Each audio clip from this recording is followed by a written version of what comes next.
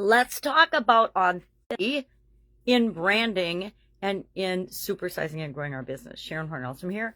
And one of my core values and foundational things in the people that I deal with and the companies and businesses that I consult with is, are you who you say you are? Do you show up as who you really are? Are you authentic? Are you authentic, consistent, persistent, resilient, etc.? Because those are the businesses that I choose to work with.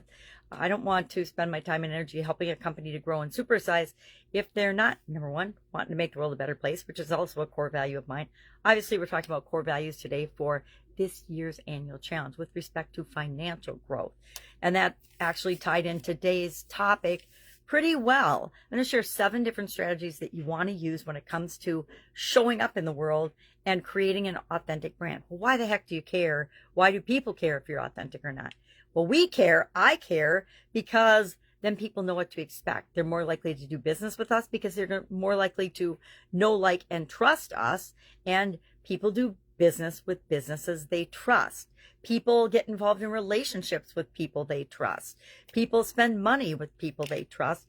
And so all of the reason we want to be who we say we are and show up consistently is so people know, like, trust us and continue to do business with us or choose to do business with us in the first place. There's several different ways we can do this, but I always start out with helping a brand identify their vision, mission, purpose, principle, core values. Because when they have that framework, it makes decision-making and growth and opportunity selecting what to do and what not to do, what strategies to apply and not to apply, really super easy and simple. The strategies that are right for us automatically show up if they're consistent with who we are, who we show up as. And we want to create that framework and that foundational work in the first place anyway when we're starting our business. And once in a while, companies will actually take a step back and rebrand. Some of my favorite companies have rebranded over the decades, and they've been in business decades because they had these foundational frameworks in place in the very beginning. So the first thing we want to do is define our brand's core values. They also need to be consistent with who we are as a business. How do we want to show up? Now, if you're a business that is secretive and hoards knowledge and not very open, you want to be honest about that, right? You can just say, hey, I'm in the financial sector. We keep everybody's stuff secret. Or I'm in the data security sector. We keep everybody's stuff safe. But then safety and security is a higher core value priority. So you can still identify your core values. But you might not be open and authentic with everybody else's information, but you're open and authentic about how you handle people's information, how you do business. Because especially in those two areas, people are not going to do business with a brand or a company that they do not trust. Unless it happens by default, and then at the first opportunity to change, they will do so. So what is your brand's and your organization's mission, vision, core values? They all go together, right? And then our principles and standard operating procedures need to be consistent with those as well as we frame out our business. We want to be transparent and honest with our policies and procedures, with our pricing, with our way we do business and way we handle things, especially interactions with customers. We want them to know that we're doing the best we can, and that if a problem comes up, we are more than willing to help come to a resolution that makes them satisfied and that also makes us as a business satisfied. We want to be consistent across all media, all platforms, all anywhere we use our brand. We want to be consistent in our color, our tone, our voice, our how we show up, etc. So that people recognize our brand. Part of why we want to have an authentic, trustworthy brand is so people recognize and come to us first when they have a problem that is in our wheelhouse that they want solved. We want to engage our audience.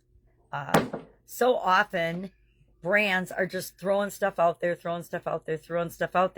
and they're never asking, well, how does this actually impact my customer? Or they're getting feedback and they're just ignoring it. That's not very authentic or trustworthy, is it?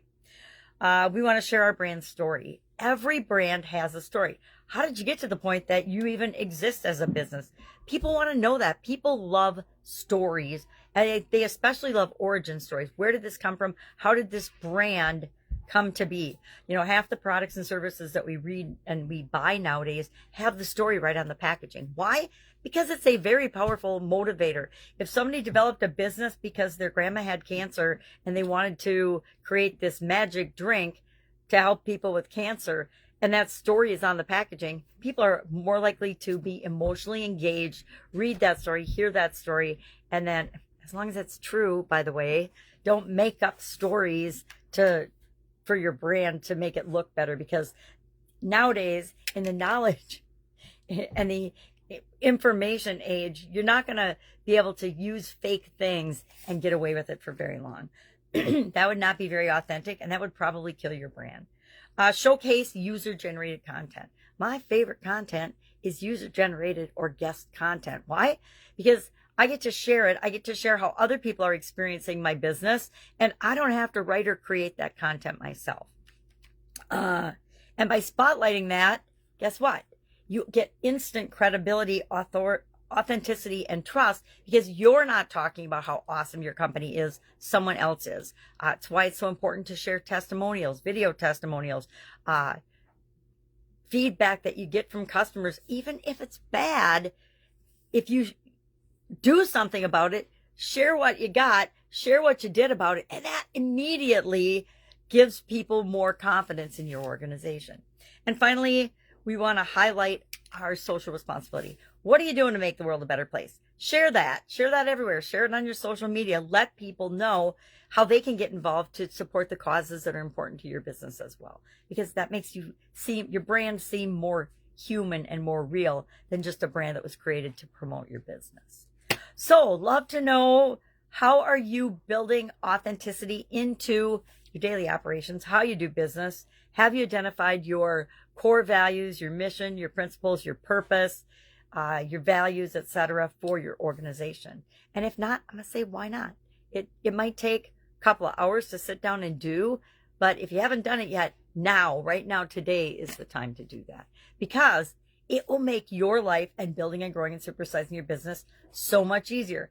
If we know our core things that are important to us, if we've got our purpose and our mission and our vision and our principles and everything documented, it's really easy to make decisions. I know people don't believe me until they actually do it, but it absolutely positively is. All right, that's it for today. If I can help in any way, ask. Otherwise, have a fantastic day, and I'll, of course, be with you tomorrow.